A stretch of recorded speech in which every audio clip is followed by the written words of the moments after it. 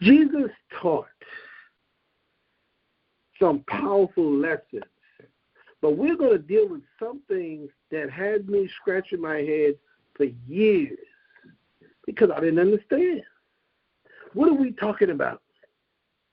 We're talking about when Jesus is teaching about belief or unbelief. Now, we can be dealing with it now. See, if you go to Mark chapter 9, verse 24, and we'll get back to the whole story when he says, and straightway the father of the child cried out and said with tears, Lord, I believe, help thou my unbelief. That confused me for many years, but we're going to get the whole story because we're talking about faith in believing, faith in your unbelief. Faith, without faith, you cannot do anything when it comes to God. Let's get into the whole story. Jesus came down from the mountain of transfiguration, and he's wondering, what is the big commotion that's going on? So we start with verse 14 of Mark 9. And when he came to his disciples, he saw a great multitude about them, and the scribes questioning with them. And straightway all the people, when they beheld him, were greatly amazed, and running to him, saluted him. And he asked the scribes, what question ye with them? He said, why are you questioning my disciples? And one of the multitude answered and said, Master, I have brought unto thee my son, which has a dumb spirit. And whatsoever he taketh him, he tears him, and he foameth and gashes with his teeth, and pitteth away. And I spoke thy disciples that they should cast him out, and they could not. He answered him and said, O faithless generation. Don't miss that now. What? O faithless generation. How long shall I be with you? How long shall I suffer you? Bring him unto me. Oh, Jesus was to do something now. And they brought him unto him, and when he saw him, straightway the spirit teared him, and he fell on the ground and swallowed sleep. And he asked his father, how long is it again? No, he said, how long is it ago since this came unto him? And he said, of a child. Now, before we go any further, I want you to realize now, the mother's not here. Can you imagine having a child that's going through that, what it does to a mother? Sometimes people leave because it's too much to bear, but the father's there. And oftentimes he has cast him into fire and into water to destroy him. But if thou canst do anything, have compassion on us and help us. And Jesus said unto him, if thou canst believe, all things are possible to him that believeth. And straightway the father of the child cried out and said with tears, Lord, I believe, help thou my unbelief. That disturbed me for many years, but we're going on. And when Jesus saw that the people came running together, he rebuked the foul spirit, saying unto him, thou dumb and deaf spirit, I charge thee, come out of him, and enter no more into him. And the spirit cried and rent him sore, and came out of him, and he was as one dead, insomuch that many said, he is dead. But Jesus took him by the hand and lifted him up, and he arose. And when he was come into the house, the disciples asked him privately, why could not we cast him out? And he said unto them, this kind came forth by nothing but by prayer and fasting.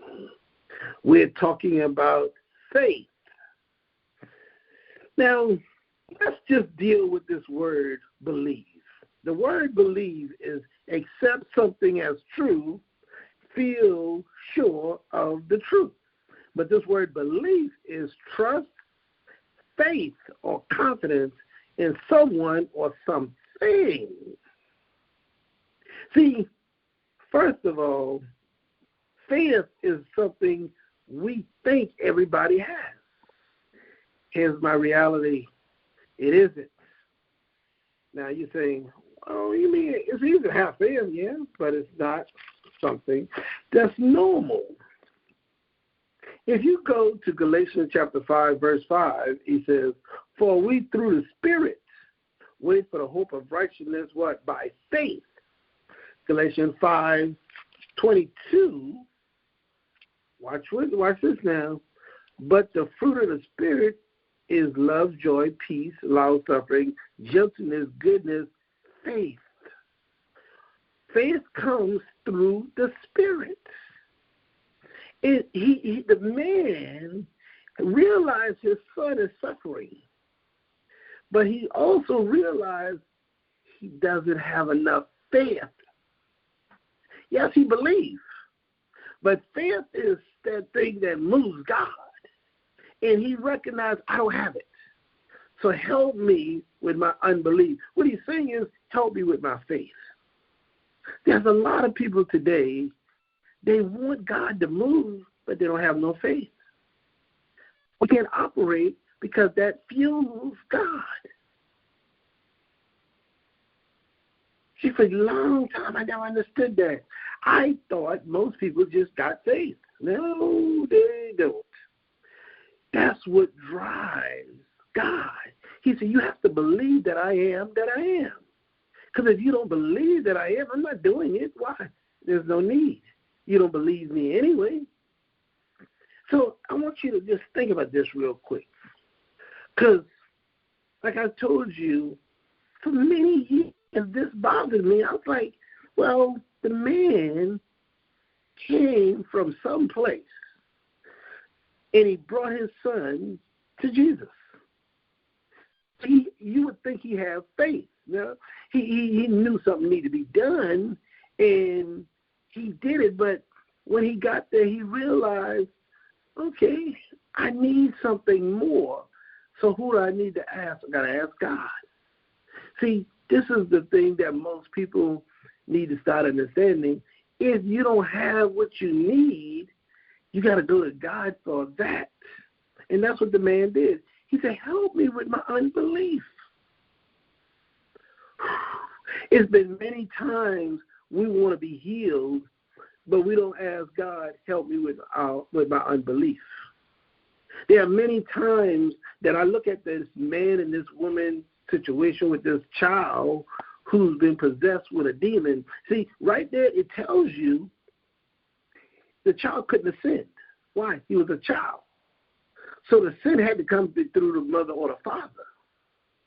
That's what makes this so deep to really understand. The mother's not there. Why?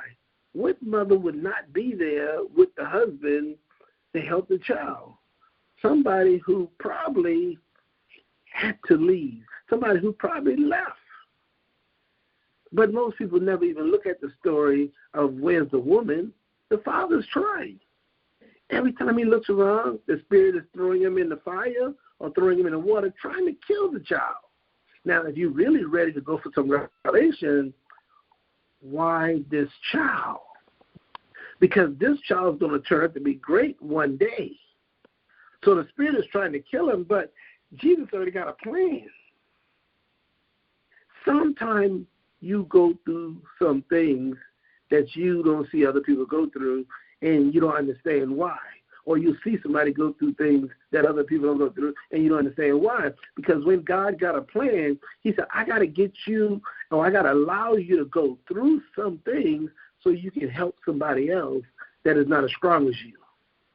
I got to allow you to see some things that most people don't get to see, because I need to show them, even in the darkest moment, there's a light. Even in the midst of not understanding why you have to go through, I need you to understand that you were just going through. I always go back to the story. When you're driving and there's just a beautiful day, and all of a sudden you see a cloud way in the front of you.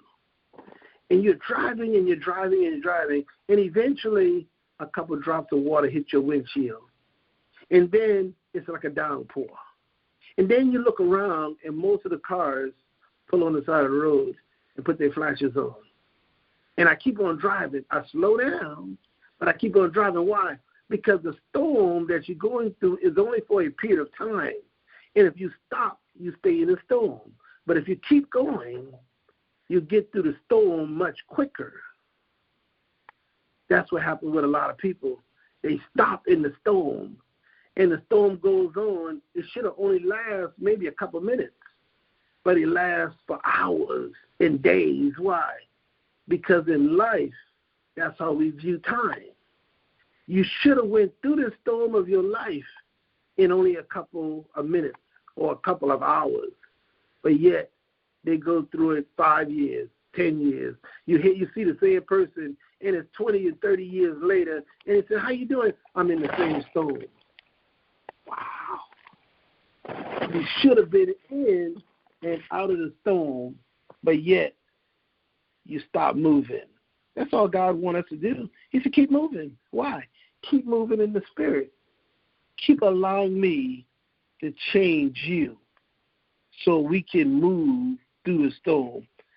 So this whole story of belief and unbelief is showing us, you say you can believe something, but they necessarily mean you got the spiritual faith to push you through what you believe in. Can you imagine once Jesus cast that spirit out of that young man, he's no longer in bondage. He's no longer trying to kill himself, or the spirit is trying to kill him. See, everything is not physical.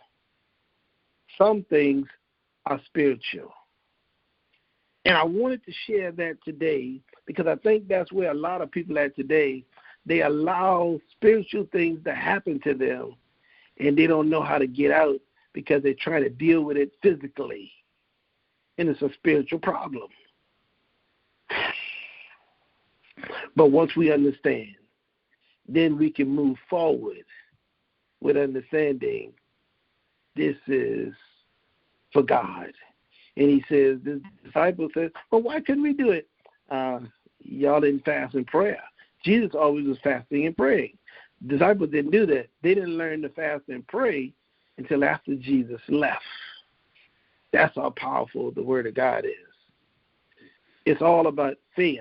If you want to move things in the spiritual realm, you have to have the faith of God, but you also have to have the Spirit of God. I hope you enjoy hearing the Word of God. We're talking about how to move in the spiritual realm. God bless you.